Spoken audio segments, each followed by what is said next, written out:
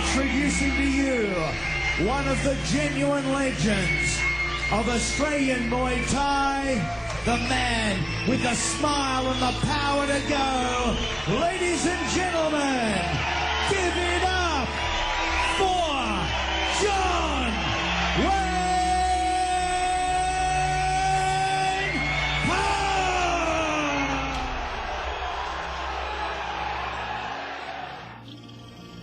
Over 400 years ago, the Kingdom of Siam was in the middle of a 200-year struggle with bordering Burma and Cambodia. The art of Muay Thai was developed out of these wars by the Siamese military. Unarmed techniques were developed when soldiers lost their weapons in warfare. The skills of today are almost identical to the battlefield techniques of yesterday.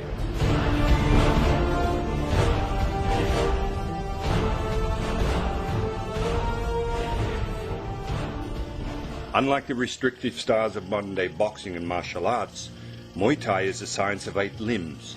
Hands, elbows, knees, feet are all used as weapons. In 1767, the ancient Siam capital of Ayutthaya fell.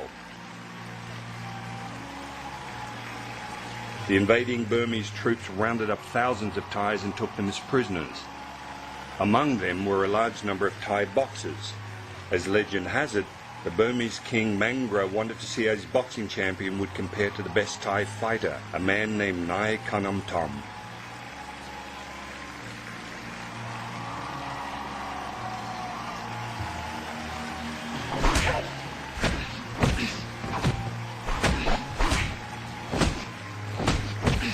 The men fought, and Nai Kanam Tom won easily. The king asked him if he would battle an additional 9 Burmese champions to prove his skill and courage. Nai Kanam Tom agreed and defeated.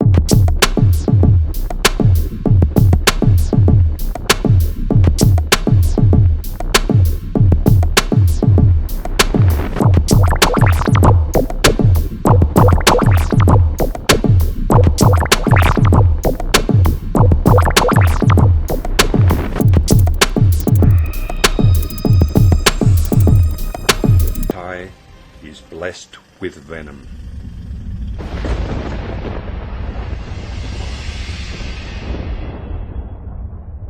Wayne Parr started his fighting career at age 14. His first professional bouts were at age 17, which included winning an Australian title. From humble beginnings, Parr would go on to become a 7 times world Muay Thai champion, a true legend of the sport. A sport where participation is not for the faint-hearted. Punches and kicks are delivered with devastating effect, elbows and knees capable of ending a contest in rapid time.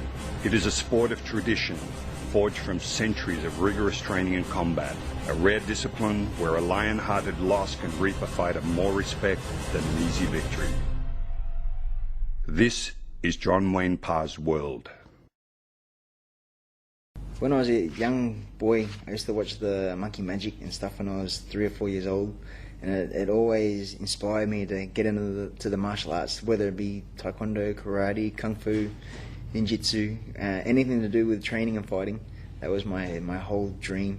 Back when I was a teenager, Van Damme was my ultimate hero. My room was just full of Van Damme posters.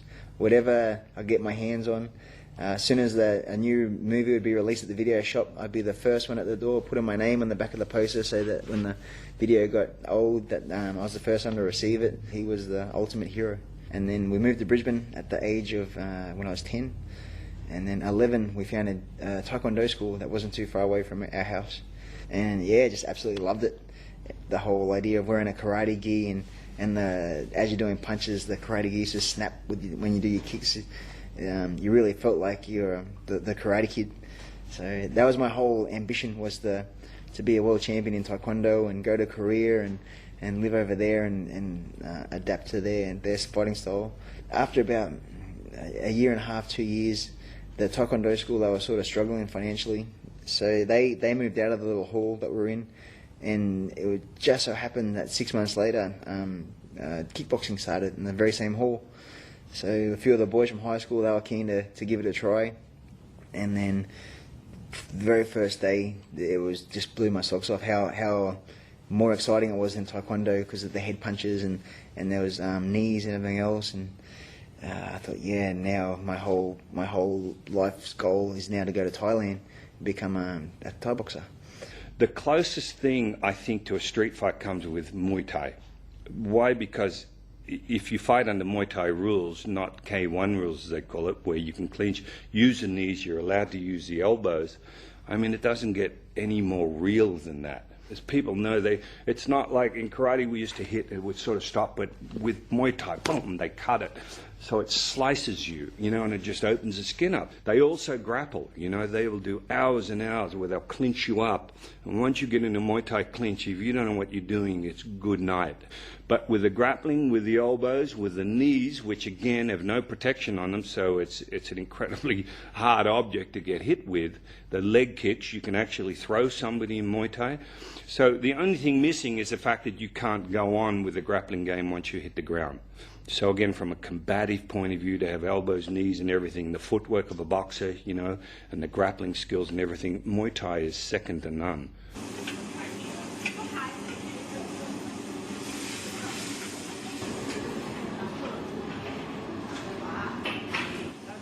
In 1993, I met John Wayne Parr. By that time, he's not the John Wayne Parr yet. He's a Wayne Parr. He's just a little boy, look like he homeless boy. Walk in, come to the shop in the Rapid Plaza, and he asked me, I said, "Can I have a satay?" And after that, the conversation is start. I want to learn Muay Thai. My very first meeting with Richard Vell was when I was just a lad, just 16. Through a friend of a friend, they found out I was going to have my first fight against a Thai, my very first Thai. Word got around, so this Thai man come and visited me. Said, if you're going to fight a Thai, you're going to need some extra help. So I have a friend that can show you the true Thai style, so that you don't get too injured and you'll have a better chance. We started teaching with a man named Saki. He started showing me the basics of changing my guard a little bit, making me standing more strong. And then he said, I have a friend, Richard Vell. He has a Thai restaurant in the middle of Surface Paradise. If you go and see him, he'll sponsor you to go and eat dinner once a week. How was this? My very first sponsorship. And Richard was just this really awesome character that just loved the sport, and he'd shadow box in the middle of his restaurant and he'd show us what to do and what he expected of us. I just felt I had a very strong bond. And then my house was only a 15-minute walking distance, so I'd walk to the shop, and it wasn't so much about going and have a meal anymore. It was just for Richard's company. I'd just sit in the back room in the kitchen, and as he'd prepare the chicken skewers or slicing up anything, all the food, we'd just talk about Thailand, Muay Thai, Thai culture. My whole day would just be spent in the kitchen, just listening to stories, not so much talking, just listening. I had a really tough fight in Nusa. Second round, he doesn't do well. I lose my temper. I just go up on the ring and whack him on the head. I said, look, you want to be Muay Thai future, do this one. Do them properly. And I ended up coming back and winning by knockout in the 5th. And Richard was so impressed. He said, I think you got what it takes to go all the way in the sport. So I'm prepared to send you to Thailand. If you can organise your own passport, I'll do the rest. My sister-in-law and my brother went back to Thailand. So, and before I went back to Thailand, we said to Wayne, you want to go to Thailand? Say, I like to go to Thailand to learn Muay Thai. And I said, look, Wayne, you make passport. This is your dream come true. This is the ticket. I bought the ticket from him and make a tattoo like this in his shoulder and say, when you become Muay Thai, but you make sure 100% you're going to be Thai boxer, because it's tattoo at the back, symbol of Muay Thai, will be stick on your back all your life. When you're going to Thailand, you're going to learn Muay Thai. You're not going holiday. You're going to the help. You're not going to stay in the hotel. You're not going to be eat hamburger, nice food, good food, whatsoever, anything. You gonna stay the same in the camp, same like any Thai people do it. Yeah, I got my passport, and then Richard kept his word and organised my ticket and organised for me to stay with his family in Pattaya. A quiet back street in Pattaya is the address of Sijon Tong International Boxing Camp, John Wayne Parr's very first Thailand gym. Here we are at Sijon Gym in Pattaya, Thailand. This is the very first gym that I came to as a 19-year-old with the hopes and dreams of one day of becoming a Muay Thai champion.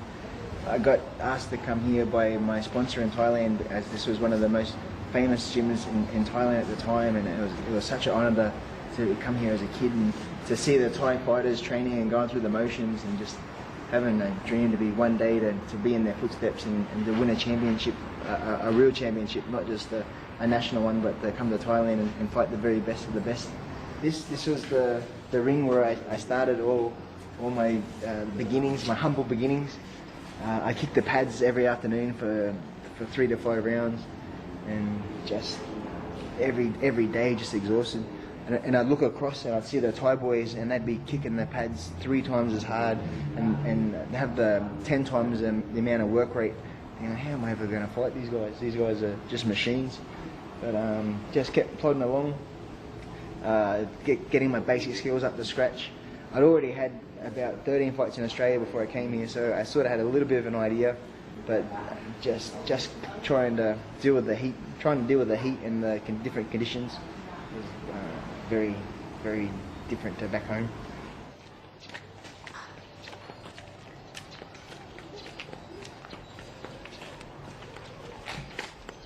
So this is where the journey all started. I got dropped off by Richard's brother, and he said, okay, this is where you're going to be living from now on. He introduced me to the family, and then they drove away. So as a 19-year-old, it was very scary. This was with the realization that I was on my own. For the first 3 months, I shared a double bed with Richard's brother named Tung, and he was a heavy-set man. So he'd take up 3/4 of the bed, and I'd be pressed up against the wall with just a little bit of place to sleep. And every night he used to snore like it was a freight train, and everything would vibrate in the room, and it was just impossible to sleep. And to make matters worse, I'd always get a leg or an arm thrown on me either side. And yeah, a lot of memories from living here and gradually learning how to speak Thai, because everyone spoke English, so there was no urgency to pick up the language. I trained at Sijon for 3 months, and it was okay, but I didn't feel like I was growing as a fighter. I sort of felt like I was sort of staying stale. I had one fight for the camp, which I won by 4th round knockout. But after that, I really wanted to push to be a star. So it just so happened, Sangten Noi came to the Gold Coast to have a fight, and his manager and Sangten met with Richard, and Richard took care of him, showing him hospitality. Taking them to the parks and giving them money and buying them clothes and food, and really, really giving in his heart why they stayed here. Before they left, they said, as an appreciation for everything that you've done for us, we'd like to return the favour by, when we get back to Thailand, we'll go and pick up that boy you keep talking about, and we'll take him to our camp, and he can train with us. So sure enough, I get a knock on the door the next morning when they arrived, and so come on, you're going to come to Bangkok now. So whoa.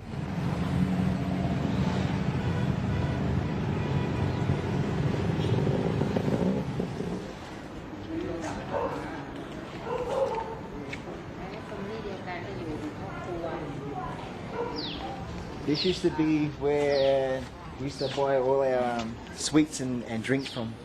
So this is probably one of our favourite little pastimes, was coming here and getting a Coke or just a bit of sugar to put back into the system after sweating out 3 or 4 kilos after a session. Not only is the shop gone, the whole house seems to have disappeared, so this is a little bit sad.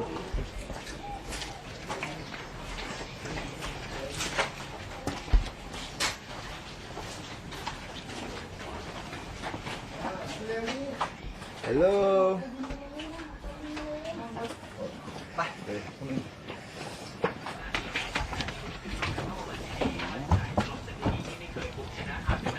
เฮ้ยปอดีจ้า ไปยืนบุกแฮมตันยิมอาจารย์ก่อนเกมคาร์โลอัลเชอร์ติยอมรับว่าโชคดีที่ไม่ถูกโรมันทำรังเวชกลดหลังทำผลงานย่ำแย่เกือบได้เพียง10 คะแนนจาก 10 นัดส่วนกรณีที่ดีเย่รอบบาร์ที่ปากเสียงกับจอห์นเทอร์รี่จากเกมที่เสมอกับฟิลิปปิน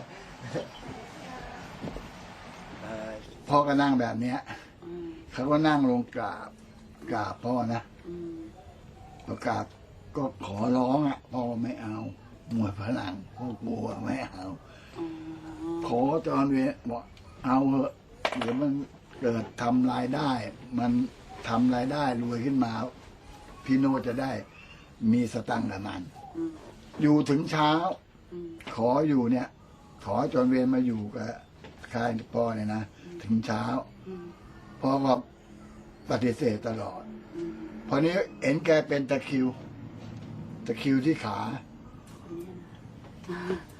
หัวหน้าวิชิตเป็นตะคริวที่ขาหยิกเลยสงสารแกเลยโอเคเอาคนแรกผมเป็นคนไทยใช่ไหมผมไม่ชอบเป็นมวยที่ว่าเป็นค่ายมวยที่ว่าอำพรางปิดบังอำพรางเป็นมวยเดิมพันไงเราต้องปิดบังการซ้อมไม่ให้ใครดูไม่ให้ใครดูส่วนพ่อดุพ่อให้ใจจอห์นเวย์สู้จริงไหมจริงครับ จอห์นเวย์ถึงสู้เคยแพ้ไหมไม่เคยแพ้โอ้แม่เหลือมานี่มานั่งนี่เหลือสบายดีเนาะมานี่ แม่ไปนั่งข้างพ่อ เหลือนั่งนี่มานั่งนี่เร็ว เว้นสวัสดีโอ้กูดThis is my adopted mom มาพ่อฟันบนหมดแม่ฟันล่างหมดเอาไว้มาโอ้เว้นเป็นผู้ใหญ่ขึ้นเยอะโอ้อายุมากแล้วสบายดี ดังแล้วพ่อว่ามาใหม่ๆพ่อตั้งชื่อจอห์นเวน So in the beginning, every Thai fighter has to have a fight name, and then Paul said, "Oh, we can't call you Wayne. No Wayne's no good. Wayne, we got to think of something really cool to call you." I said, "John Wayne. That's from now on. Your name's gonna be John Wayne." John Wayne, Paul said, John Wayne's the most famous cowboy to ever walk the planet. So if you can take on his name, with the good name becomes good karma. Maya used to all the Thai boys they could eat everything. แม่แผนก Cúc French toast once a week just to give me and a Milo just to break it up so I didn't have to eat the spice every day. Maya was a legend. She's Paul was the master and Maya was like our mum. So if we ever had any problems, we come see Maya and Maya takes care of us for everything. Take care, okay. It's exactly like your own family away from home. It's awesome. Very good memories. อยู่ 10 ปี แล้วอยู่กันมาก็รัก เหมือนลูก รักเหมือนลูก ใจนะยังนึกถึงขอบใจ ไม่มีพ่อไม่มีแม่ผมไม่ได้เกิด ขอบใจไม่ลืมกูดลืมไม่ได้4 ปี 5 ปี คือที่จะถามพ่อว่าดีใจที่สุดนะดีใจมากๆเลยนะที่เขารู้จักบุญคุณว่าพ่อแม่เนี่ยดีใจที่เขาไม่ลืมพ่อกับแม่ที่สุดดีใจที่สุดที่เขามาวันนี้นะดีใจที่สุดในชีวิต Yeah, it's very emotional. It's very hard to. It feels like I haven't left. I remember sitting on this floor eating, getting yelled at, having parties. There's so many memories in this whole complex. So good and bad, but I'm sure any household is exactly the same with any family. So yeah, it's like I grew up here. It's awesome.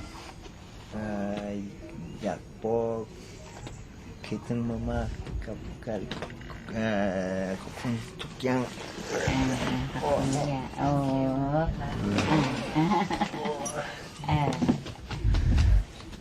มึง รักพ่อแม่ก็รักเวรนะรักคิดถึง คนช่วยเสื้อของ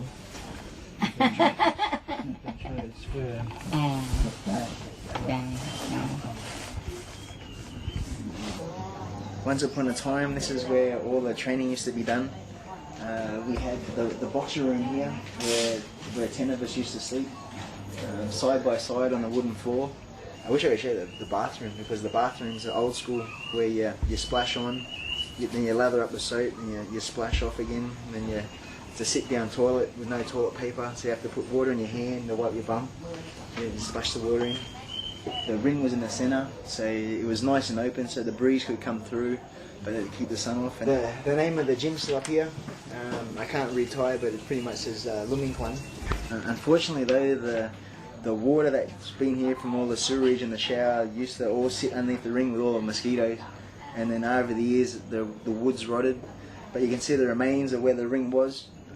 Under the heat, when it used to get really crazy, it used to get 38, 40 degrees by 3, 4 in the afternoon, and then we'd have to do between 4 to 8 rounds or 5-minute rounds on the pads.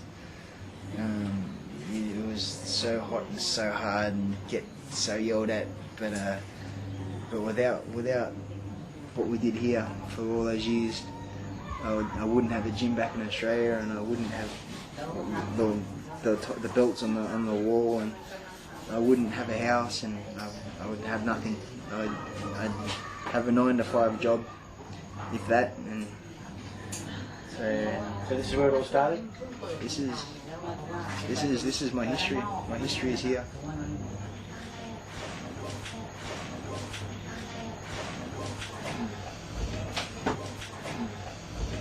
In Thailand, the ring is considered your classroom. This is where you're learning all your skills. So before a fight, you say thank you to the ring for helping you get fit and prepare for every battle. So yeah, it's not just the apparatus.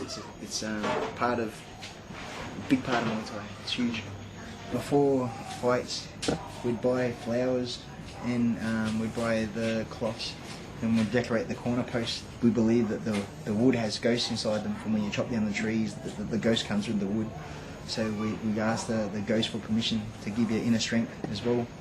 Sometimes the ghosts are women and they like to be dressed up. So you decorate them with pretty ribbons and sometimes perfume, and you add the powder, and monks come and bless the ring as well. And it's the same material that I made my mongkong out of. One of the old ghost houses, I asked permission if I could take the old ribbon and replace it with a new one, and out of the old stuff I plaited it to make my mongkong, so that's why it's so special to me.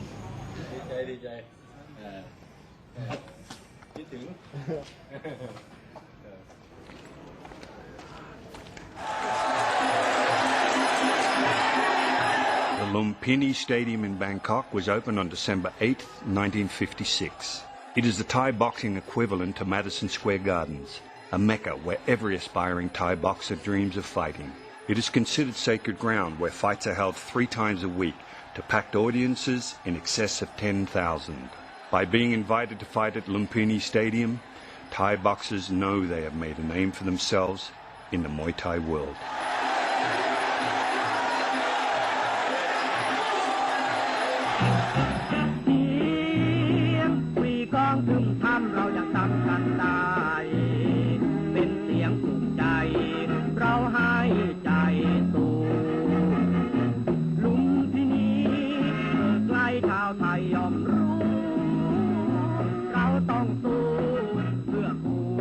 As the one fight goes up, the second fight has to come down and sit in this seat. And then in here is all the trainers cheering for the red corner, giving them instructions. They're not allowed out of this pen while they're cheering, just so they don't get in the way of the general public that are paying. And then the next fighter's in their position. They got the gown on, they got their monk on. They're trying to psych themselves up. They're watching the fights, the atmosphere of all the betting. And then as soon as the fight before them, as soon as they're finished, this guy's up. He gets ready to go up onto the ring. As he's about to go up, the next fight takes the position on the chair. So there's no delay whatsoever in between the fights. It's just one after the other, bang, bang, bang. It's not like foreigner countries where you have the walkout music and the lights and the fireworks and all the razzmatazz. It's just pure business. It's all about making money. In the change room here, we have a sign, Tam Tort, Team Moy.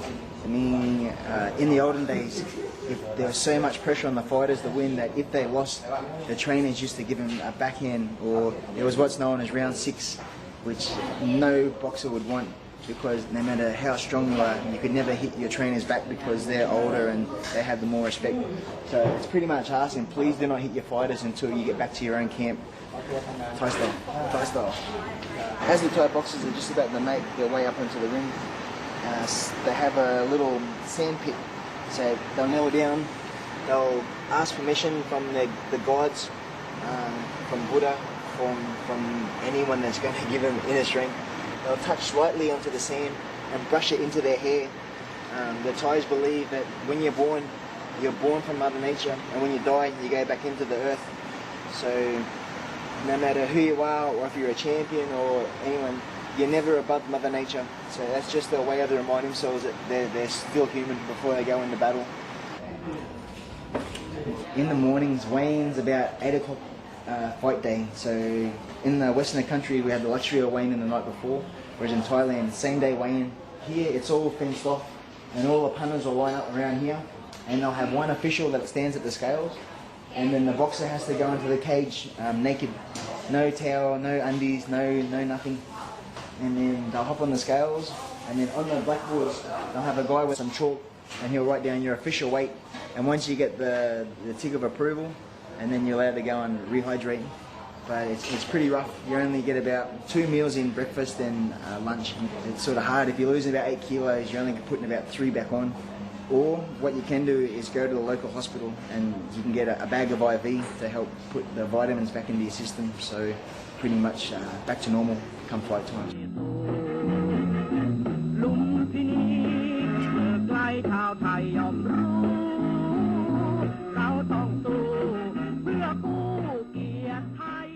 I had three fights for Songchai, which I won as well. So now Songchai said, okay, I think it's time to for the big time. I'd like to promote you at Lumpini. It's like, whoa, this is the ultimate dream. At this stage, no Australian had ever fought there before. So I was an absolute honour to be the first. That night, one of the Thai champions, Namkabun, he was defending his Lumpini title, and I was the very next fight after him. So I'm sitting in the little pen that they have at Lumpini, and the crowd's just going ballistic for the main event, and just the roar of the crowd, and I'm in the waiting pen just absolutely pulling my pants, thinking, holy crap. I'm waiting at the bottom of the stairs, and Namkabun's come off the stairs, and as he's come down, he's slapped my glove, wishing me luck. Good luck, man. I said, oh my God, I can't believe. Not only there's Namkabun, but here I am just about to climb the ropes. Got into the ring, and as I'm doing the Ramoi, just taking big breaths, thinking to myself, oh, this is it. I'm living my dream. So I got in there, and the first 2 rounds wasn't going too well because I'd lost a lot of weight. But then after getting a growling into round 2, I started to pick up my game. And once I started to land a few shots, the Thai crowd started to cheer. I think I was the big underdog, so it would have been big money for anyone that put money on me. So the crowd was cheering and cheering, and then the more that I landed, the deeper the cheer would get. And then I ended up landing some nice shots in the 4th, stopping him in the 4th. So yeah, it was just the most amazing buzz you could ever imagine. This was my second fight at Lumpini.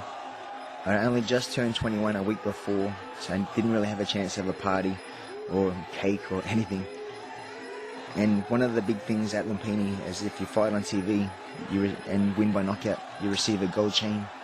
So I wanted to give myself a gold chain for my birthday.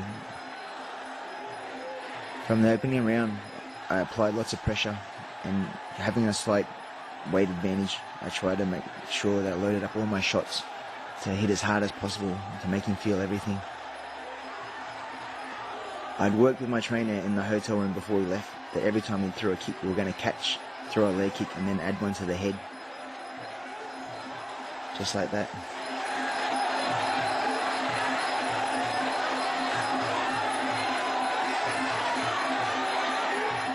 From here I could see Joe Louis was a little bit rattled, so I wanted to jump on him as quick as I could. He was very resilient though, so I took a lot of shots. As I was halfway through the combo, I heard someone yell out, "Throw an uppercut." So I started looking for the gaps, and the last one landed flush. I knew Joe Louis had no chance of recovering in such a short time, so I ran across the ring, and while the uppercuts were still working, I wanted to throw as many as I could to finish the fight. Yes, and I finally won my birthday wish. Once I moved to Bangkok and started training with Sangten and Paul Manort, Sangten was a regular, and a couple other boys at the camp were fighting on Songchai shows. So I'd go watch Sangten fight at Lumpini, and it was always the greatest shows you could ever see, the best versus the best. And then every Saturday night was Songchai's promotions show on Channel 5. So I learned very fast that he was the man to fight for. Songchai, who was Thailand's #1 promoter, he said, "Oh, I really enjoyed your fight. You showed a lot of promise. We want to make you one of the boys in our promotions." So he was #1. From going from small time little village fights to all of a sudden fighting on TV and fighting in front of crowds of 40, 50, 60,000 people was just a dream come true.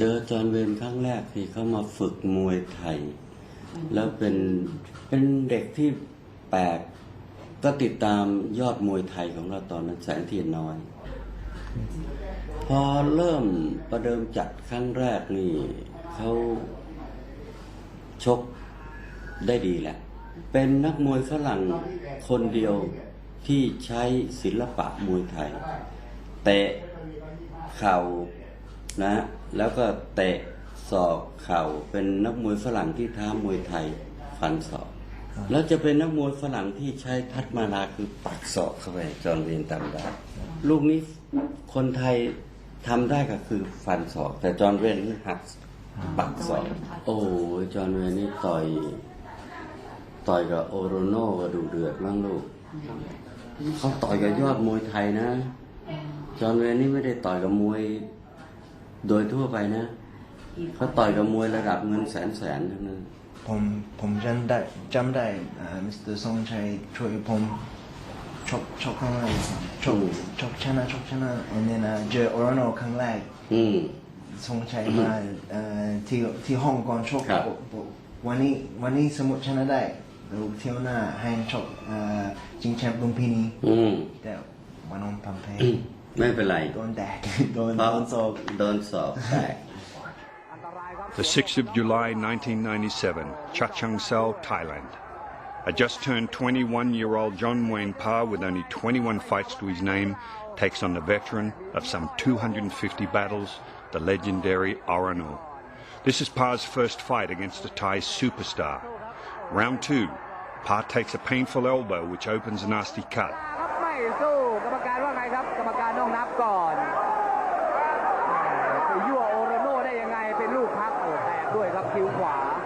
But with the courage of a true warrior, fights on.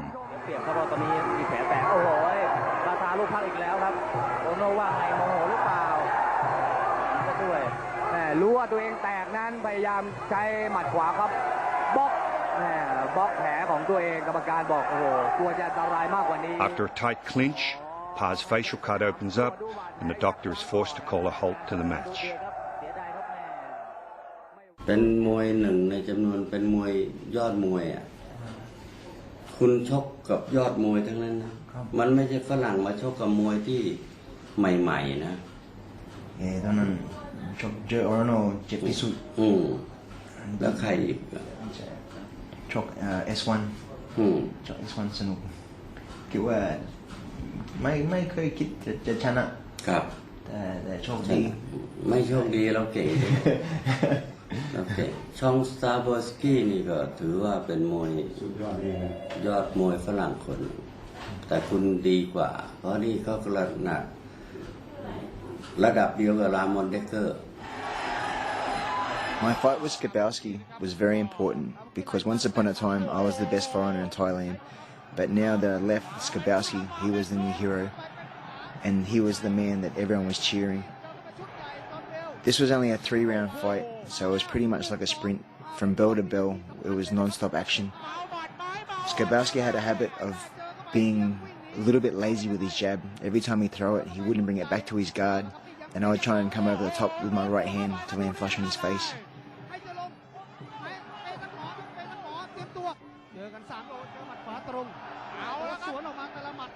This was the winning shot coming off the ropes.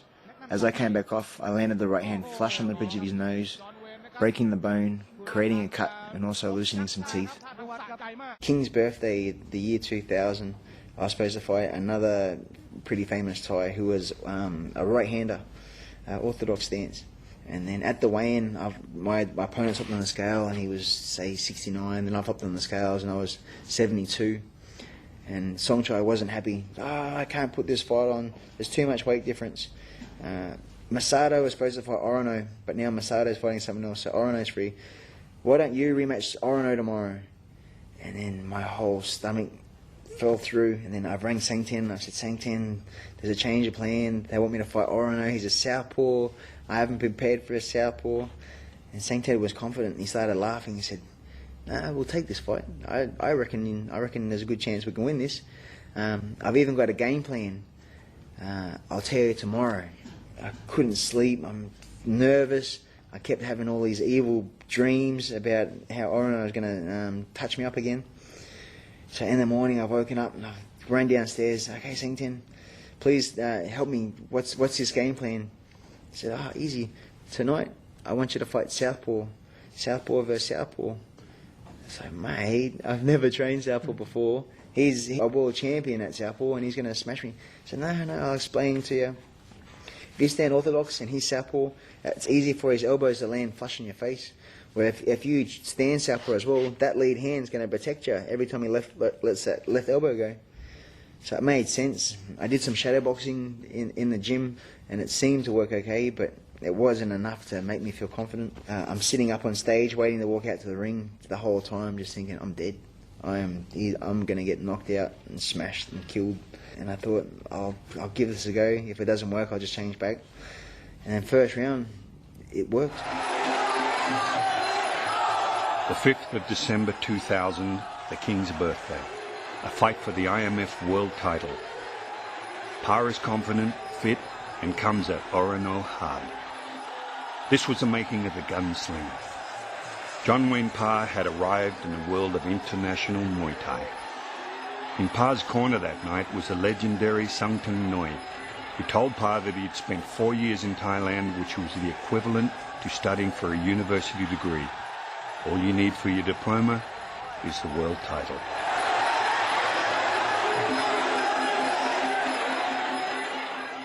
And after 5 rounds, I ran around the ring. I've gone to thank Orono. He sort of shrugged me off and pushed me to the side. He didn't want anything to do with me after our fight. And then, I took his world title off him and it was live on Thai TV. So to this day, it's probably one of the biggest highlights of my life. And then to beat him in front of 100,000 Thai TV world title as a Westerner in Thailand, I couldn't ask for a better scenario. It was the ultimate. I think the Thai people appreciate a Westerner coming to their country and fighting their sport and fighting hard. I don't think it matters if you win or lose. They're more worried about if you're going to stand there toe to toe and get cut and get hurt, but keep coming forward and keep trying your hardest. That's worth more than winning. So many foreigners, when I was there, I'd watch fight and they'd get the tiniest nick and they'd pretty much give up on their stalls. You just see them saying, mate, you're right, and they'd just shake their heads. They wouldn't want to go back out. Whereas I'd watch the Thais, and the Thais would have half their head missing, and all they could do was they couldn't get out there fast enough to try and redeem themselves. The hardness of Thai fighters was never more evident than when Wayne Parr clashed with Pengrit at the King's Cup tournament on December 5th, 1999. Parr was in devastating form and puts on a fight clinic. With surgical precision, Parr lands punch and kick combinations that would have ended a lesser adversary. With nationalistic pride and a courageous resolve, Pengrit battles through 5 brutal rounds. He hangs tough while suffering a broken arm and nose, ultimately going down on an obvious points decision. Pengrit demonstrated the spirit of a true warrior and endeared himself to an enormous crowd of some 150,000. Showing respect and humility in victory, Parr becomes the King's Cup champion. I know JWP since he was basically a junior. I saw him fighting since I was in Australia myself for many years. I saw him fighting in the early days when he was 17, and then he obviously moved to Thailand for many years. He trained in Thailand, and he became a very big name in Thailand, especially with his famous white crew. We call him the Gunslinger. He was the first one which actually went into the stadium and performed a little bit of a special white crew, having his little gun on the side. So he became very famous, and he was one of the first foreigners fighting at Lumpini Stadium and making a big name of himself. The first foreigner winning the King's Cup twice. So he was very famous in Thailand, actually more famous in Thailand than he was in Australia at that time. Wayne Parr is a true ambassador for the sport of Muay Thai. His multiple world titles and his ability to speak fluent Thai make him a very popular candidate for international media organizations. On a recent trip to Thailand, Parr was grabbed by Siam Sport Television, one of the leading sports broadcasters in Bangkok.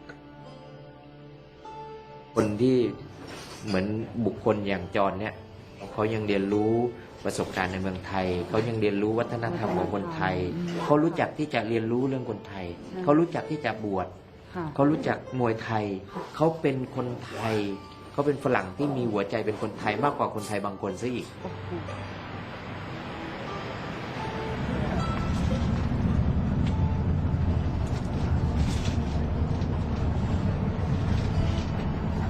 John Wayne Parr has always been a keen student of the history of martial arts and was very pleased to be invited to China on a social visit, where he was able to fulfill a lifelong desire and visit the spiritual home of martial arts.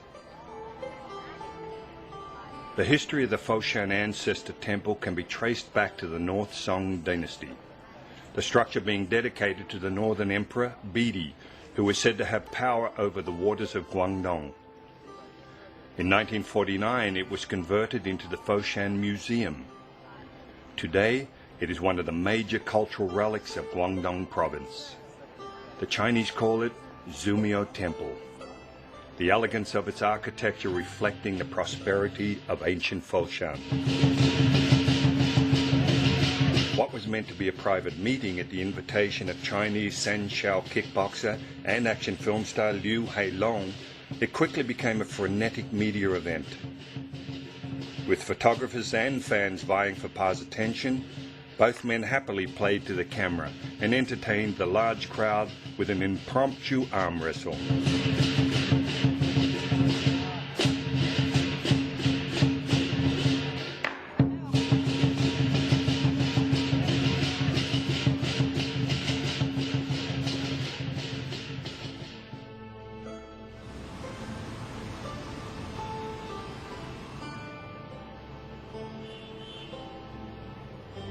Before heading back to Australia, John Wayne Parr was invited to privately visit the Dragon Complex of Shunde, which houses the Bruce Lee Museum. This was a very special moment for him. Away from the constant crowds, Parr could reflect on the influence Bruce Lee, a man considered to be the greatest martial artist of all time, had on his life as a professional fighter.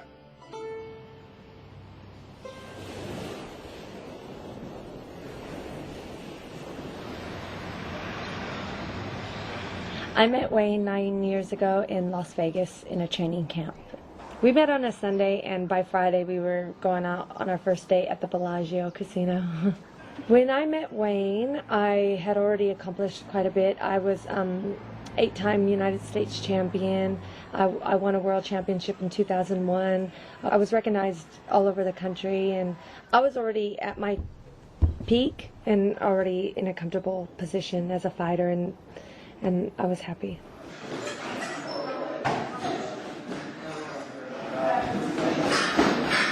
Wayne and Angie Parr own and operate Boon Chu Gym on Queensland's Gold Coast. From the casual visitor keen to experience grassroots Muay Thai to world title holders, Boon Chu is well equipped to provide the necessary training and hard conditioning fighters need to achieve their goals. Both Parrs are hands-on. The gunslinger himself instructs beginners classes where eager students learn from the very best.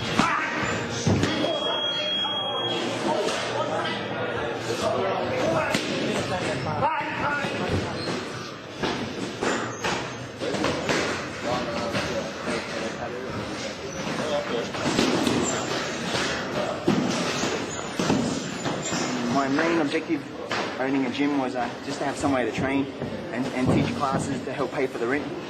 And then as time went on, it was like moulding clay. The guys would come in with no idea. And we slowly built them up, and all of a sudden they're holding their own in sparring, and you get them a fight here and there. And now I've got half a dozen champions and a couple of world title holders. It's just sort of snowballed on from there. It's been very happy to what the boys have accomplished, and you feel like a father looking after your kids, seeing them do well. Parr's sparring partner is junior welterweight Mark Saraceno, WMC and WKA Australian title holder. Saraceno will be fighting for the WKA South Pacific title in 3 weeks, a fight he will go on to win. Enter the aggressive Flip Street, holder of the WMC Asia Pacific title. Street is ramping up preparations for his WKBF world title match on December 11th with full Thai rules against the very accomplished Yodfet. Yeah, first sparring session back after about 4 or 5 weeks off. Felt very lethargic, very slow. Balance is all gone. Last round, I grabbed Flip's leg and pulled him down. As I went down, he pulled me down with him. I fell on top of his knee, so I just got a little scratch there. It's okay. It doesn't need any stitches. It's only a little nick, so little paper cut. It's all right. And the problem is, once you have the scarring, it won't open on the same scar line. Along the side of the scar, the skin gets weaker. So along this eye, I've got about 5 or 6 lines that keeps breaking right beside each other. So this eye is starting to become a little bit of a problem. I've had probably 50 odd stitches in this eye alone. I've had 260 stitches from fighting, but this eye just by itself is 50. Fine-tuning his preparations to defend his PABA and WBF super middleweight titles is Les Sherrington. Parr's boxing skills are sublime, and just what Sherrington needs to prepare.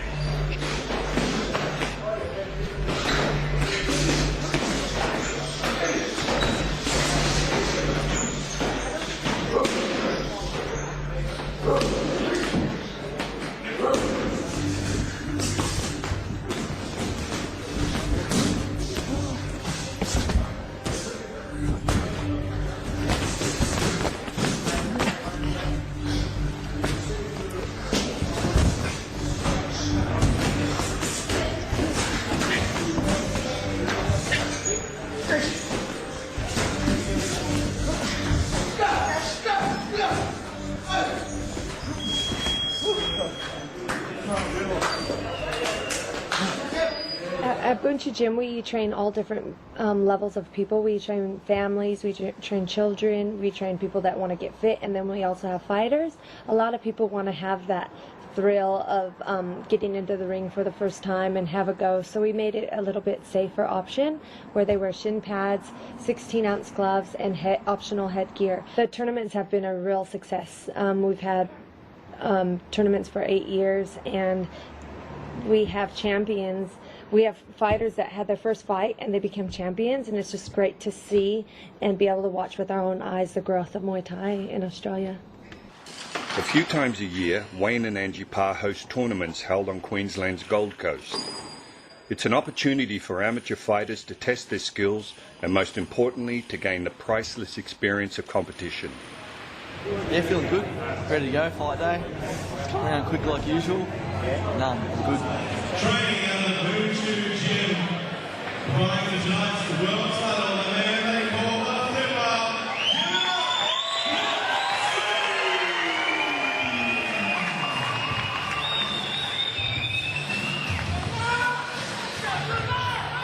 Main event on tonight's card is the world title fight between Flip Street and Yodfed. Both are hard-wearing, determined, and will not take a backward step. With no love lost, the crowd want action, and these warriors do not disappoint.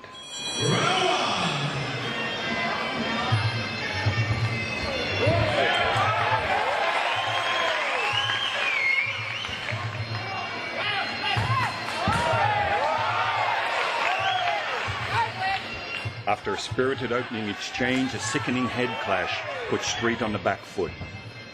A large gash opening over his left eye.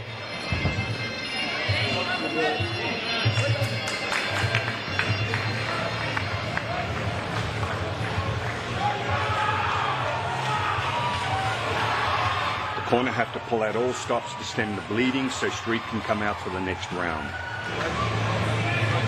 The elbows flying thick and fast. And Excellent wants to take home the world title belt. It is a close-fought match, but Street has the benefit of Wayne Parr in his corner. His experience is enough to guide Street through this bloody Muay Thai war.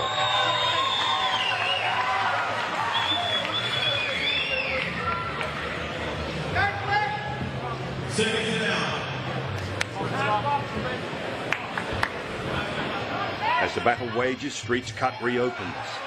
Yodfed lands a ripping elbow, resulting in a nasty wound on Street's face.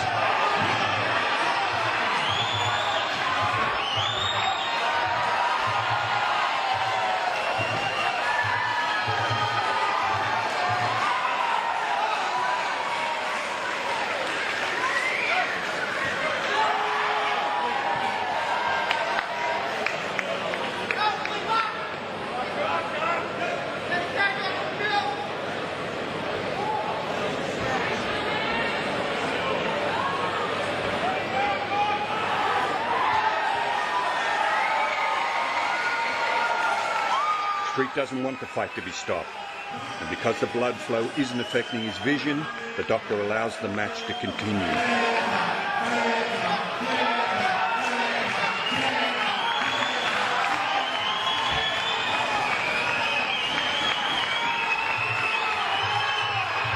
It is a bruising 5 rounds of Muay Thai with both fighters showing enormous courage throughout the ebb and flow of their intense battle.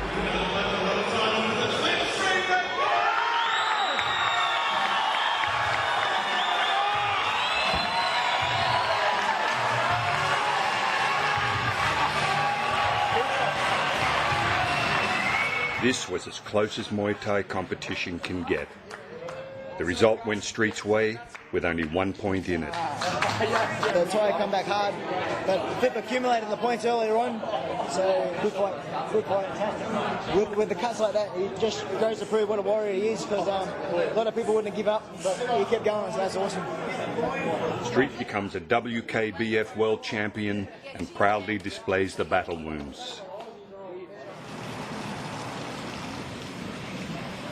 พอไปต่อยครั้งแรกที่ออสเตรเลียครับเจอกับจอห์นเวย์นี่นะครับครั้งแรกเลยครับแล้วก็เป็นครั้งแรกที่ผมไปต่อยต่างประเทศครับแล้วก็ผมรู้สึกตื่นเต้นครับตื่นเต้นแล้วก็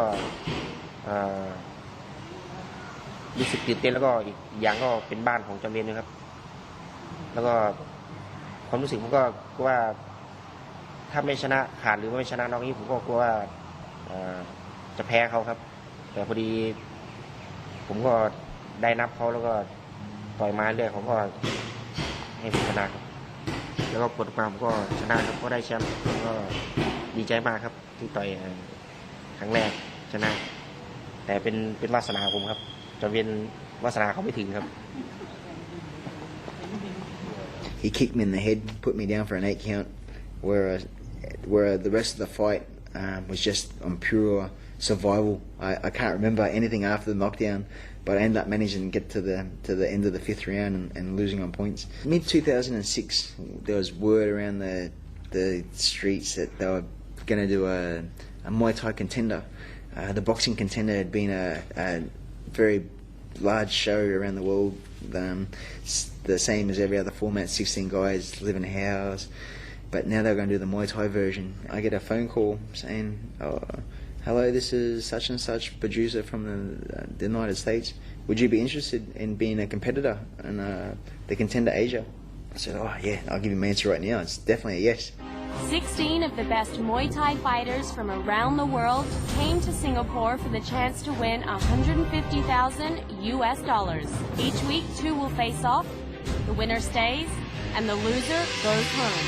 They'd shoot 1 episode every 3 days. So Monday was challenge, Tuesday was training, and then Wednesday would be fight night, and then same on the other side. So Thursday challenge, and then Saturday would be fight night, and then it would have Sunday off.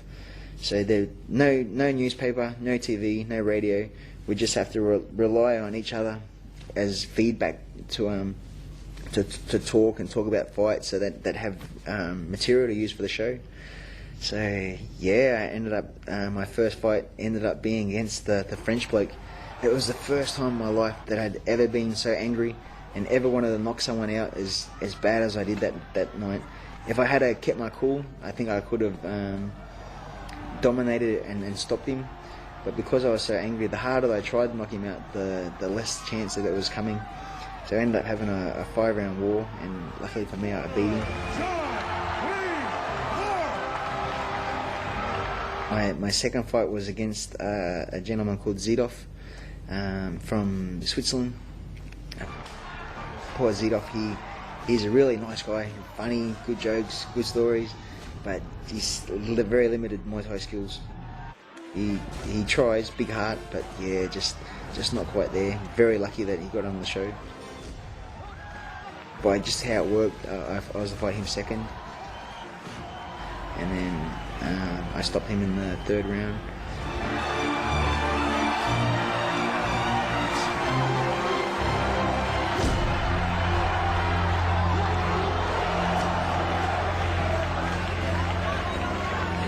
My last fight was in the semi-finals against Jabbar Askarov from Russia. Very tough a competitor again. It was me and him who was going to fight Yod Singlai in the final. Once again, 5-round war.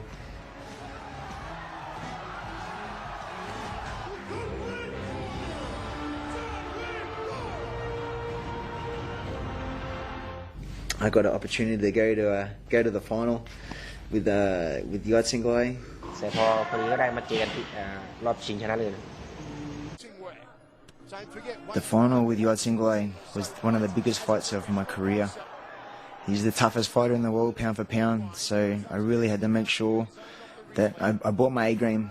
I wanted to prove to him that I wasn't afraid and walk forward and constantly give him pressure. If I give him room to breathe, then that means he'd have his way with me, so I wanted to show that not only I wasn't afraid, but I was going to have a crack. That knee landed flush and it winded me. And then as I was winded, I slowly brought my left hand back and he came over the top with his own punch and put me down for the 8 count. Even here I'm still struggling to breathe. So I'm lucky the fight didn't get stopped in the 1st round. Solid knockdown from Yod Singlai. A lot with his boxing skills. He sees that as an opening. Yod Singlai is probably the hardest hitter that I've ever fought. You could just feel everything, every punch, every kick, every elbow, even there, that one landed flush, cutting me again. And then he's always cheeky. Just when you do something good, he just gives you a little smirk to say, nah, that's nothing. Oh, certainly not. As they trade again, a lot of leather being thrown. This is unbelievable. Right here, Yod Singlai takes a little step to the side and nails me with that straight left, bang. It was the same sensation as if you were to be hit in the head with a sledgehammer. I'd never been hit so hard in my whole career at that point. I knew this was the last fight that my dad was ever going to see, so all I kept thinking every time I got knocked down was just get up. You got to finish this fight. Doesn't matter if you win or lose, just make sure you finish it. I'm one of these people, if I get knocked down, I get back up and I run at you, and I'm just to prove that you didn't hurt me. I'm a pressure fighter. My technique is not the greatest, but what I lack in technique, I make up in being in your face and constantly throwing technique at you. You're single, just showing how technical he is once again. One little mistake and you're on the canvas picking yourself up.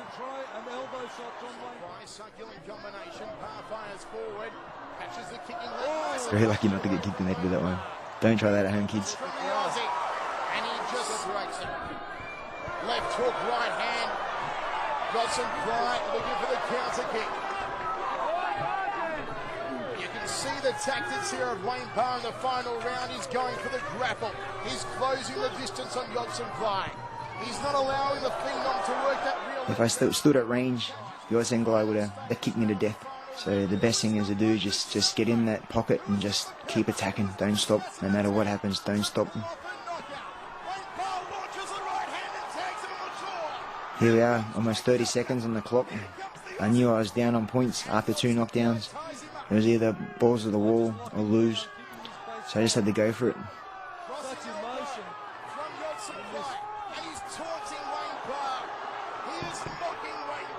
From here, Yodson Glade just took this round. I think the last 30 seconds he come back and just landed a few heavy shots on me that I couldn't do nothing about.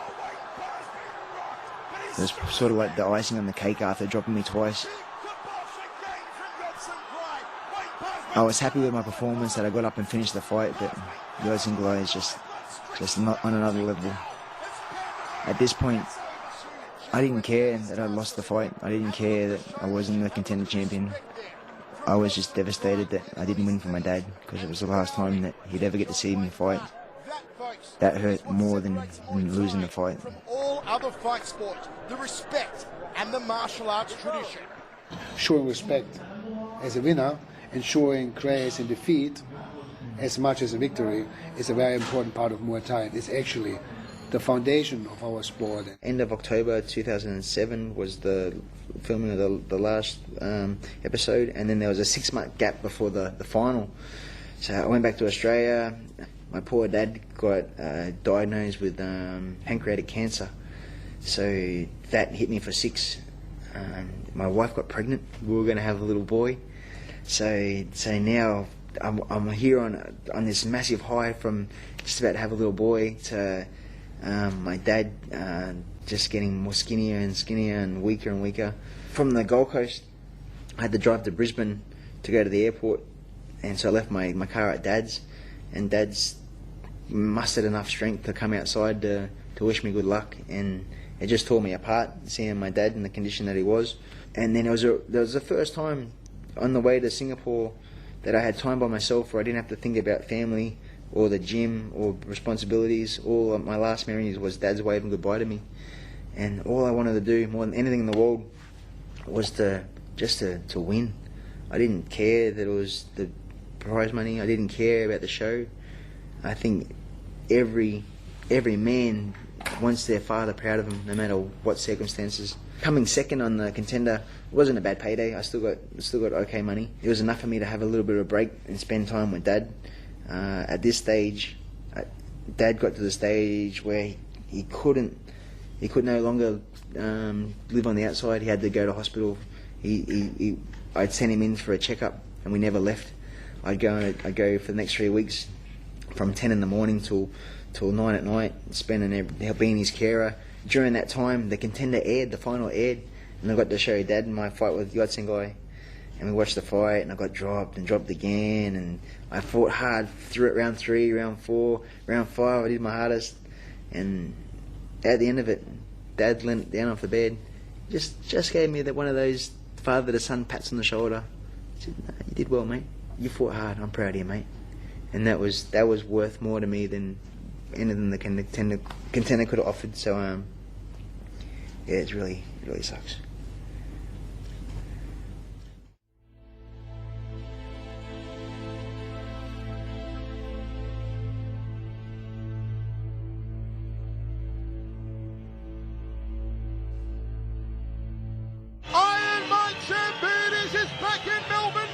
One of Parr's most formidable opponents was the superstar Greek kickboxing champion, Iron Mike Zambidis, arguably one of the toughest pound-for-pound fighters in the world. Their first battle was in 2002, where Zambidis won on a points decision, which was seen by some as a controversial one. The highly anticipated rematch came 7 years later, and what a momentous showdown it was. Fight fans wanted a war, and these two warriors didn't let them down. This was a very important fight for myself because for 7 years I had to live with the burden of having the loss to Zambidis. Zambidis was angry that I wasn't walking forward and making him come to me, so he started yelling at me, giving me abuse, telling me to come on, come forward, come into my range, but I wasn't going to play any part of it. I was going to make him come to me, and every time I did I was going to make him pay for it too. I had a slight height advantage, so I was trying to keep everything long punches, long kicks, stepping with knees and getting out of there again before he could unleash his bombs. Here I cut him perfect across the eye. I watched the skin split in front of my eyes, and it was massive. So I'm surprised they even let the fight continue, but I'm glad they did. Zambidis is cut. Their corner wasn't very professional. They didn't have Vaseline or adrenaline prepared. At least another 10-9 round for John Wayne Parr. Let's take a look. Charge after that cut and try and widen it. Probing with the jab, Wayne Parr throws the right hand up the tube. High left round kick from the Aussie. From here, just in the zone, you can't afford to make one mistake. It's constant focus. Because I've got him trailing 2 rounds to Parr. Well, certainly we want to see JW launch that right hand. He's going to try and open up that cut. I tell you what, he's tough and he's nugget, and he's going to try and go bombing now because he knows he's on. I found my left kick was just landing time and time again, so that was my main weapon. Every time he come in, halfway through a punch, I'd let my left leg go to land flush on his ribs to pull up his punches. He's only thrown maybe 1 or 2 knees in the fight so far. Bang, and again. And again. Right hand. Oh, there it is, and Wayne Parr stands up to it. If there's one thing Parr has got, it is incredible height. Just staying long, in and out, in and out. Don't get into his range. At this stage I was feeling confident that the fight was going my way, so just had to keep focusing on what I was doing, listen to my instructions in the corner, just make sure there was no mistakes. What are they doing? What needs to be done to a cut? Well, they've got a mixture of adrenaline and Bass in there. They'll be trying to get it into the cut to clot the blood, stem the bleeding, Owens in between the fights. More left legs. Michael had no answer for them, so I could throw them all night and pretty much land at will. Dave Hedgecock telling Zambidis, keep the punches up. That is a horrid cut over the eye of Zambidis as he clips Wayne with a left hook, goes to the body again. From here, I felt like I rocked him, so I wanted to jump on him and hopefully finish the fight before the end of the distance. But once again, I couldn't afford to get too punch happy, otherwise I could have walked on a more damaging shot, so in and out, constantly moving. Got through. Didn't get through. Had it got it through. The head would have rocked back. It was on the body. Overhand right got through for Zambidis though. And Parr sticks the jab. Smack back with a snogger. There's the right hand. Nicely done.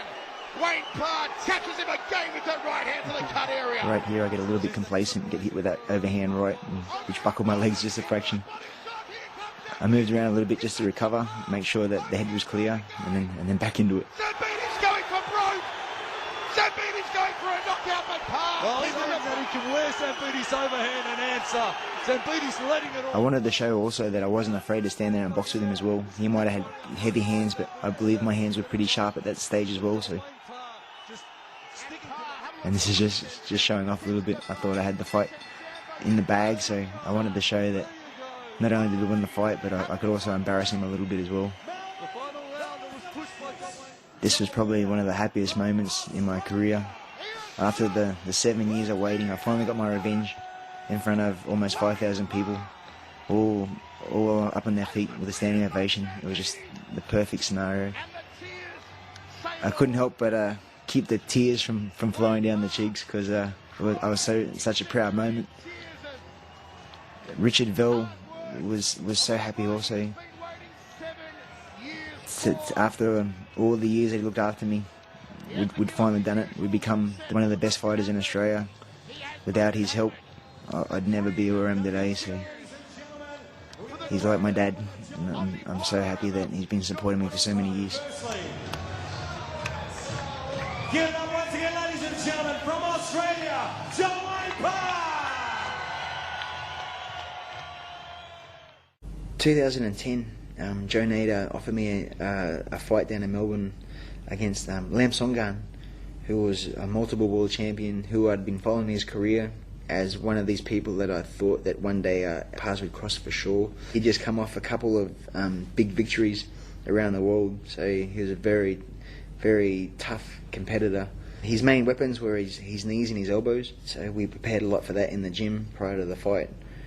เวลนี่เป็นนักมวยที่ว่าในดวงใจผมคนหนึ่งเลยนะที่ว่ารุ่นเดียวกันนะมีผมมีจอมเวลแล้วก็ยอดแสนเกย์นี่เพิ่งขึ้นมาทีหลังที่ว่าผมใฝ่ฝันมากเลยที่ว่าผมอยากจะต่อย Surely John Wayne Parr would love to catch him early. Oh, Lamson-Crone just unloading with the elbows to start off with. Make him pay. Oh, you can see Lamson-Crone just setting up some massive elbows, but the gunslinger John Wayne Parr is coming back with some massive punches. ที่ว่าโชคร้ายไปหน่อยที่ว่าผมมาต่อยกับเบลวันนั้นที่ว่าสภาพร่างกายไม่ค่อยดีเท่าไหร่มันหยุดด้วยครับหยุดนานแล้วก็แต่ว่าก็ยอมรับว่าเบลนี่เป็นนักมวยในดวงใจผมเลยอ่ะก็ดีครับดีมันน่าต่อยไฟนั้นก็Massive elbow from Lamson-Crone, but Wayne Parr, mate, just standing there, just trading with him. อันนี้จะพูดว่าเป็นคนไทยเลยไม่ได้ครับเป็นคนไทยมีแค่ศิลปะครับว่ามันขึ้นอยู่กับตัวเบลด้วยถ้าเขาก็อย่างนี้ครับคนเราถ้าเขาขยันฝึกซ้อมอะไรมันคนเรามีชื่อเสียงได้ไม่ใช่ว่าคนไทยช่วยอะไรก็จะได้จากอาจารย์บ้างครับนิสัยดีไม่ใช่ว่าคนเก่งแล้วยิงทวนลงอย่างนี้ก็ไม่ดีเลยอย่างนี้ไม่ดีเลย Chance to grapple. I'd like to see let it go a little bit longer, let the guys grapple in close, but good handiwork there again from Wayne. Stiff up there from Lamson-Crone. You can see Lamson-Crone just continually kicking out the lead leg and kicking nice. Big crossing elbow. Just caught Wayne flush on the jaw, but no damage. Lamson-Crone's determined, mate, to use those elbows and try and cut Wayne to pieces, but good crossing elbow there from Wayne, gives his own back. Lamson-Crone just nods at him and says, yeah, that one got me. Big hands there again from Wayne. เตะก็หนักต่อยก็หนักแทงเขาก็หนักสอบก็เป็นหนักหมดแต่ว่าสำคัญมากไฟเนี่ยจิตใจเขาจะหนักแน่นไหมถ้าจิตใจเขาหนักแน่นเขามาสู้เต็มที่คนเยอะนะครับคนเยอะชนะแน่นอนมั่นใจเลยผมมั่นใจว่าชนะแน่นอน He's really loading up behind him. A couple of nice whipping low kicks there landed by Dave Hitchcock just keeping the boys separated there. Some good hands there from Wayne, and he's rockily vicious with those elbows, but Wayne's just massive right hand. Your winner by unanimous decision from Australia, John Wayne Parr. JWP is very strong, and fighting the Thais, that's where it's really bread and butter is. I mean, he is Thai. His grappling is very strong. His kicks are very strong.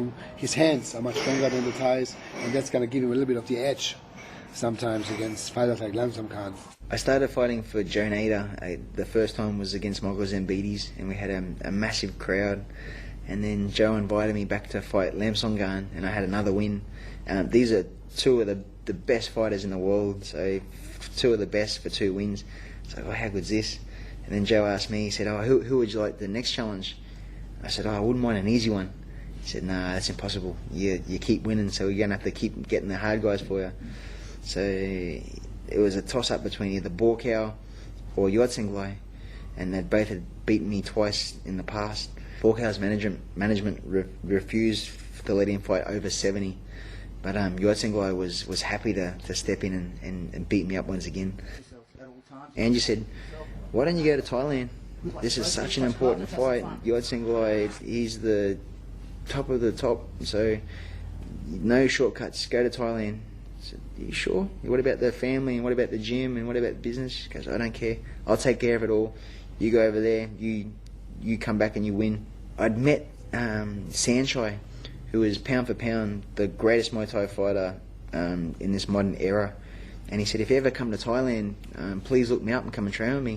เคยเห็นหน้ายังไม่เคยแต่ว่ามารู้จักชื่อช่วงเขาเป็นแชมป์เขาต่อยที่ราชดำเนินต่อยที่สนามหลวงนี่ครับพอได้ยินชื่อนี่ครับได้ยินชื่อดังมากๆครับแต่ก่อนแต่ไม่เคยได้คุยกันอย่างเงี้ยครับพอรู้คร่าวๆว่าเขาเคยซ้อมอยู่กับพี่แสงเทียนนี่ครับแสงเทียนน้อยเพิ่งมารู้ตอนเขามาซ้อมที่13เหรียญนี่ครับแบบสนิทกันมากๆก็มาเขามาซ้อมที่13เหรียญพอดีเขาต่อยกับยอดแสนไกลครับยอดแสนไกลเป็นมวยซ้ายพอดีผมก็เป็นมวยซ้ายก็เลยซ้อมด้วยกันลองดูอย่างนี้ครับเพราะว่าผมเตะซ้ายให้เขาบังเอาให้เขากันเอาอย่างนี้ครับคิดว่าตอนที่เขาต่อยกันเขาไม่เคยแบบมาแบบจะเอาจริงจังแบบว่ามาให้ผมแก้ทางว่าเตะซ้ายคือไอ้ยอดแสนไกลครับแต่ก่อนเขาซ้อมแบบยังไงผมไม่รู้แต่ว่ามาอยู่พอผมเห็นปั๊บดูการเทรนการสอนไปผมคิดว่าน่าจะสู้ได้ I asked Sanchai, I said, is there any chance of one of the Thai trainers, the pad holders, to come to Australia with me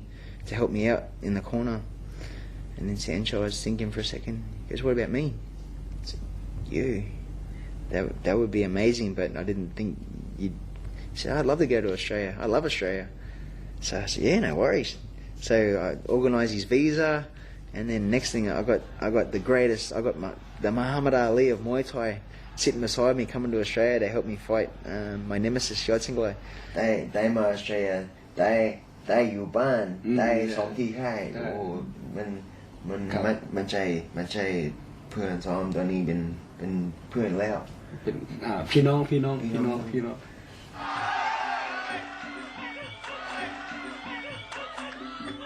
So guys, under Muay Thai rules, this is as good as you get anywhere around the world. ไปเจอที่เมลเบิร์นครับเจอกันที่เมลเบิร์นแล้วก็ครั้งที่3นี้ผมแพ้เขาครับแต่ดูแล้วก็ไม่น่าแพ้ครับแล้วก็ทางจอร์เบนเขาก็บอกว่าผมก็น่าชนะแต่ที่บ้านเขาครับแต่ไม่รู้เขาให้คะแนนไงผมก็ไม่ทราบครับทุกคนเขาก็มองว่าผมก็น่าชนะ I was ringside in Melbourne for the fight when he fought Yot, and I knew this was a big fight for John Wayne only because of the previous encounters and there's a lot of excitement sitting there, especially when you know one of the fighters. I mean, I don't know Yod, but I obviously know John Wayne. So there's a lot of apprehension, I think, everywhere, especially when you get in the ring with somebody as dangerous as a Thai fighter of that skill. For me, it was that final round. I mean, I was sitting with Bob Jones and we're like, wow, this is a great fight.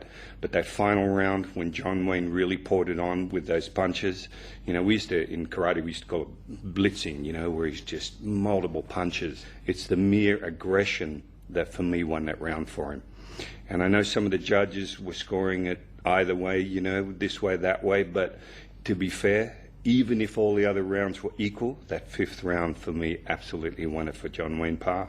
I mean, the aggression he showed and the heart he showed was enough. And we know, in the Muay Thai game, in Thailand they would have scored it differently, only because they put more weight on the kicks and the knees, etc., not so much on the punches.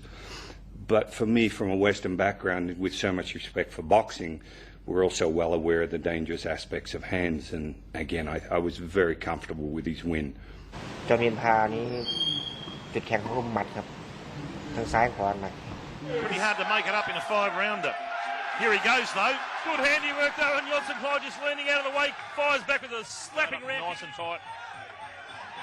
Big exchange there from both boys. Wayne just walking forward, some big hands. ตั้งแต่ช่วงเขาแตกมากลัวอย่างไรกลัวเขาแตกมากกว่านี้กลัวเขาโดนกรรมการจับแพ้ Yod's thrown a couple of elbows, and I think one of those has obviously got through. Look, it's under the eye, so it's not going to cause any damage. But between rounds, they're going to have to get to work on that. But Yodsanglai will be focusing on that now. Yeah, make sure it doesn't start swelling on him. ลุ้นให้เขาแบบอย่าท้ออย่างนี้ถ้าเขาไม่ท้อสักอย่างอะไรเขาก็เกิดขึ้นได้อะไรก็เขาก็ชนะได้ครับ I was watching the two fighters at the end, Yod there and John Wayne. I could see the apprehension on John Wayne's face. But when they did declare him the winner, it was such an honest appreciation. Like some fighters get to the stage, especially after as many fights as John Wayne's had, where you kind of, maybe you do it for the pay ticket, you know, or you do it for another little credit. But he was truly elated. You know, I love the fact that that fight and that win absolutely, it meant the world to him. For your winner and the new WKA middleweight champion of the world from Australia, John Wayne Parr! In the ring, I started running around just uncontrollably, just from the excitement of just been beating the one of the greatest middleweight fighters in the world, and now I've beaten him. So it was a lifelong accomplishment to be the best of the best, and not only was it for a world title, but it was a genuine tie that's regarded as the hardest kicker in the world. So the rematch, John Wayne Parr versus Yodsan Klai, first of all shows that JWP still can do toe-to-toe with the best. There is a Yodsan Klai in 72.5 kilo is definitely one of the best in the world, if not the best. So for JWP to revenge him from the contender final and win is a very important victory for him, and a very important confidence victory at this part of his career where many people go down. He actually stepped up one more time and beat the absolute superstar, and I think that has done wonders for him, and maybe has given him another year of life in the ring, because if he would have lost against Yodsan Klai for the third time, that would have been very frustrating as a fighter. If you lose 3 times against the same guy in your division, that means people know that you're not the number one, but he now proved that he is the number one, or still can be the number one. So I think the fight Yodsan Klai versus John Wayne Parr was a very important psychological victory for him in order to keep him going for another 12 months. yeah, in the future, yeah, I think 3 times. We're sick of them beating each other up. I hope so anyway. Yeah,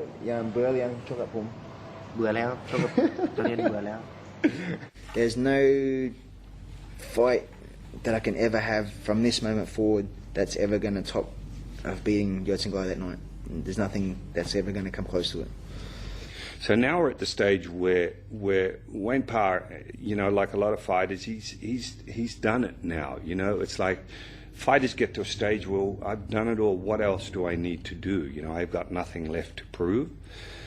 So then you got to ask yourself, well, what are my avenues? I can become a fitness trainer. I can run a gym and everything. So the future for him looks very bright, because he's very famous through Contender Asia. He was probably the most liked character in the whole show. So in the future, he's probably going to give many seminars. He could be a motivational speaker, and I'm sure he's going to have a very successful gym on the Gold Coast. The avenue that's open now to people like John Wayne is the movie industry. That's a tough industry. The difference with John Wayne is he has the skills, he has the fan base and everything else, he's got a built-in audience, and he's real.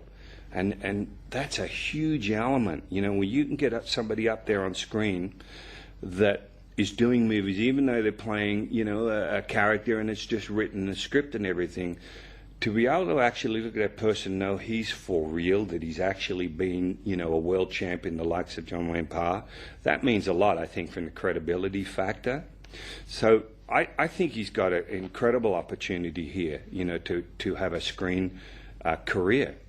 The discipline he has will take him a long way, you know, in a movie career, because as I said before, training for movies it's almost like training for a fight. There's a huge expectation, you know, of 14, 16-hour days, week after week, in order to sort of get through a movie.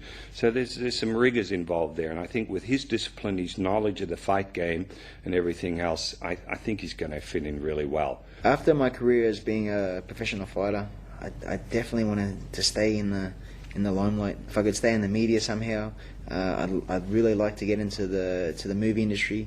I think I have what it takes. It's just like anyone in a new profession, I'd have to learn some skills from an acting point of view, but definitely I'd like to take it to the next level, and hopefully that can be my career after I hang up the gloves.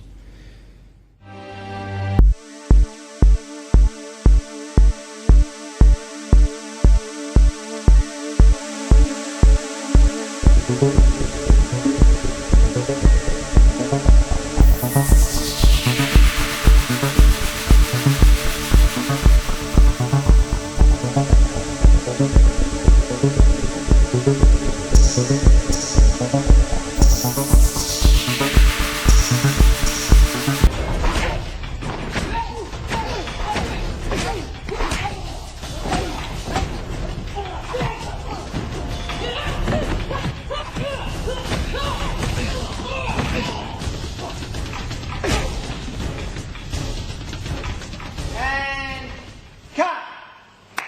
One more, please. One more. Nice job. Everybody good? All right, let's do one more. Set.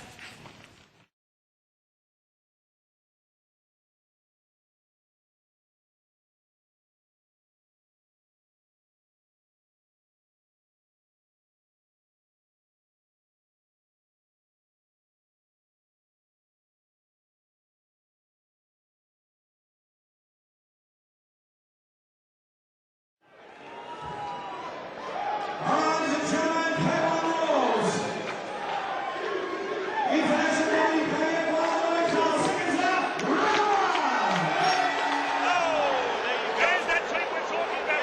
Mike Zambides has come out all guns blazing.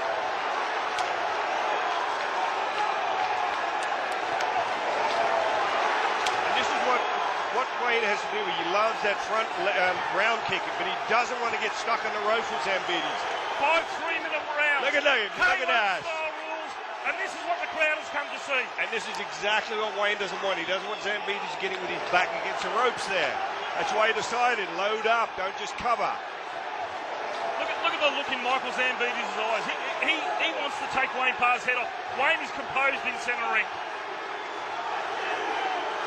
But Wayne knows he's got to use that teep kick like you like. He's got to use that left leg round kick to stop Zambides setting up that powerful overhand right. And Mike Zambides knows he's got to go to war from the opening bell because he can't afford to play chess, because anything that could be reasonably even will go against him each round. Absolutely. And I'll tell you what, you saw in the promo that was put together by Fivo Christodoulou before John Wayne caught him! Wayne Parr has dropped Mike Zambides in the first round. Mike Zambides down on one knee, a standing 8th count from Dave Hedgecock. What a turnaround. I wasn't expecting that one. And look, Mike Zambides rattled. Mike is going in. Mike Zambides is hurt. He's done. He's done. Zambides is out. That's a second 8 count to Wayne Parr in round 1. Wayne Parr with knockout punches. That very first round. Richard, no one would have expected this I would so early. not in a million years. And Michael Zambides is... a front kick to the head. Oh, then the left hand from Zambides caught him. Zambides still trying to shake that off, though. That's a hard He's call. rattled. He's rattled. He's hurt. He's hurt. John Wayne going for the kill. Railing punches down at Zambides. Zambides covering up, trying desperately to last this. Referee Dave Hedgecock keeping an eye on him. He doesn't want to step in and stop him, but Mike Zambides is not fighting back. He's fighting back. What are you looking at, John? He's fighting back. He's in trouble. He's fighting back. He's in a lot of trouble, though. Look at Wayne Parr just railing punches. He's ready to get stopped. That's a knockout should be over. That knockout should be over. That's it! It's all over! Michael Zambides pleading with referee Dave Hedgecock. my Mate, God. he is in a world of hurt. And the gunslinger John Wayne Parr has just won his 8th world title here in Melbourne on Joe Madden's Power Play promotion. The legend! Who would have expected, Richard? What a result, John. A knockout in the first round at the hands of the gunslinger. An absolutely unbelievable fight. It was the decider. That was just an unbelievable result. John Wayne